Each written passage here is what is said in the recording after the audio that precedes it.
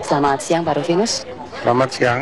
Bagaimana Anda melihat vonis yang dijatuhkan kepada klien Anda, yaitu 4 tahun penjara, 4 tahun 10 bulan penjara dan denda 200 juta ini, Pak?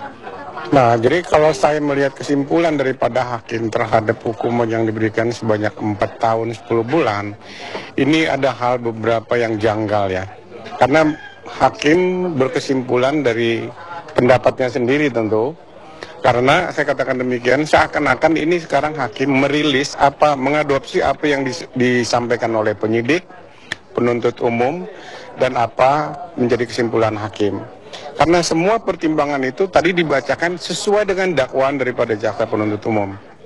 Nah, kalau kita lihat unsur-unsur yang katakan memenuhi, coba kita lihat unsur penyelenggara negara. Saya tidak tahu bagaimana pemikiran daripada majelis hakim ini mengatakan bahwa unsur penyelenggara negara itu terpenuhi karena beliau ini adalah tidak ada kaitannya katanya tadi dengan proyek ini. Karena proyek ini kan di Komisi 10. Nah, bagaimana hubungan penyelenggara negara karena dia adalah di Komisi 3. Saya tidak tahu bagaimana caranya. Jadi hanya tadi dari Pak Nainggolan ya, majelis hakim mengatakan bahwa terpenuhi unsur ini karena pertemanan. Jadi karena pertemanan dia dengan Komisi 10, maka ini menjadi dianggap terpenuhi. Kemudian unsur menerima. Unsur menerima uang dikatakan tadi dia adalah sebagai pengelola, kemudian juga yang bertanggung jawab dan dia yang mengendalikan dan segala macam.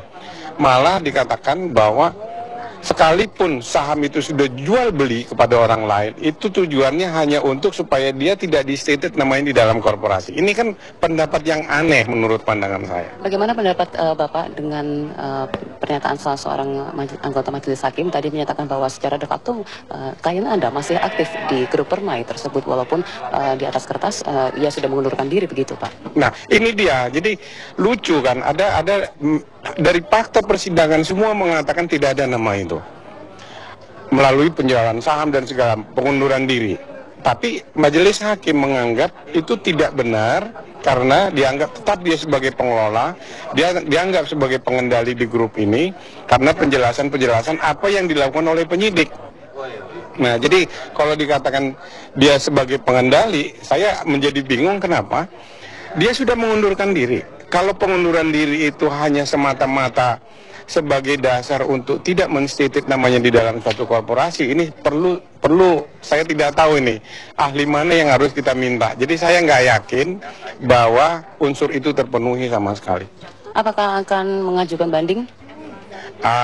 Sepenuhnya mungkin kita harus konsultasi dulu dengan Pak Nazarudin ya. Gitu. Terima kasih.